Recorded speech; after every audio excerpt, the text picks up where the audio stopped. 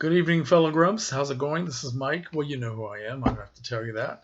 Okay, so we're into the month of September, and this month the film was chosen by Bob Harrison, known affectionately in this group as Bob of the North. Bob of the North. So he chose a very good film. I like this one a lot. Sense number six. Sense number six. M. Night Shyamalan's the one that put him on the map, and he's been slipping off the map ever since, but we won't talk about that. Okay, so this movie came out in 1999, and I saw it when it first came out. It was a very, very popular film. Everybody was talking about it, the big twist. People were trying to say things like, well, I had an idea what was going to happen, all that. But some people got it, some people didn't. I admit that I did not, and I'm very glad that I didn't, because it would have spoiled the dramatic effect of the story. And I will go out on a limb and say this may be overstating it for a lot of people, but I would say this is a perfect film. Now, we all did a project a while ago where somebody brought up a chat topic. I think it must have been Ian, I think. I don't know. But, the question was, does a movie have to be perfect in order for us to enjoy it? And at the time, I didn't even think about this, but now that I am thinking about it, I would say this is a perfect film. I would not change a single thing in here, not a single minute. And now, as I said, I saw it when it first came out in 1999. I don't think I saw it any time after that until earlier this year when I was in a film class that was based on the films of 1999. This is one that we watched. I think this was the last one we saw before the big lockdown. The class was canceled. And I enjoyed it again thoroughly, even though, of course, I knew what was going to happen. It was interesting because there were several people in the class who had never seen the movie before, and they had no idea what the twist was supposed to be. So they were going to be surprised. It was kind of exciting knowing that there were people in the room who didn't know what was going to happen. So, and I'm trying to remember. I don't think anybody figured it out before the big reveal at the end. Yeah.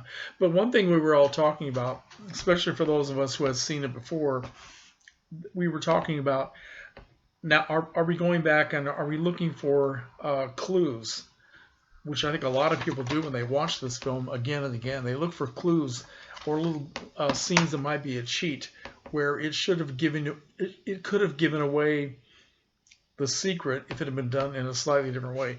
The only scene where I thought it was a little bit of a cheat, if you remember, well, you should, because I'm sure all of you just now watched this, but the scene where Malcolm Crowe, the doctor, played by Bruce Willis, goes into a restaurant to meet his wife, played by Olivia Williams.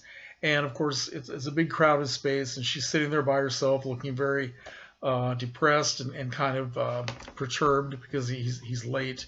And he starts talking to her. Of course, she doesn't say a thing, but everything that happens there, when I looked at it the second time, I thought that she was looking right at him during the conversation. Well, it wasn't really a conversation because only he was talking, but I thought that she was reacting to what he was saying. It seemed to me that was just a little bit of a cheat. But I'm not going to say that in any way spoils the effect of the film, and it's not so serious that I would say, well, Shyamalan just really, got away with something there. But no, this is a terrific film. Bruce Willis proves what a good dramatic actor he can be in this non-action film. Haley Joel Osment as the little kid whose name is Cole Sear did a very good job. And Toni Collette, who plays his mother, is one of the best actresses we have today. And here's a special shout out to Donnie Wahlberg, who had a very small part in the beginning of the film, a very crucial part. And who knew that Mr. Backstreet Boy was going to be such a good actor? He was really very, very good at that part. And it's a shame he didn't go on. I never really followed his career. I know he's been on TV now for years. So maybe he did make other films and I just didn't see them. But he was very, very good in this. So what else do I want to say about this? Probably nothing. But the imagery was terrific all the way throughout when the kid was seeing the ghosts, especially the one with the little girl who had been kept sick by her mother. That was a very dramatic scene. Some of it, of course, is really gruesome, and a lot of very good horror film moments coming in and out when the ghosts would appear. Uh, I don't know what else I can say except that this is a good pick for the month of September, and I think this would be a good movie to watch around Halloween because it does have those horror film elements to it, and a very good story. Haley Joel Osment has made, well, let's see, he made, was he in Unbreakable? I think he was in Unbreakable. He was also in, no, maybe that wasn't him. He was in, the one about the little robot kid. I just forgot what the hell the name of that movie was. Wow. I'll think about it as soon as I stop the video. Anyway, I guess that's all I want to say. Great pick, Bob.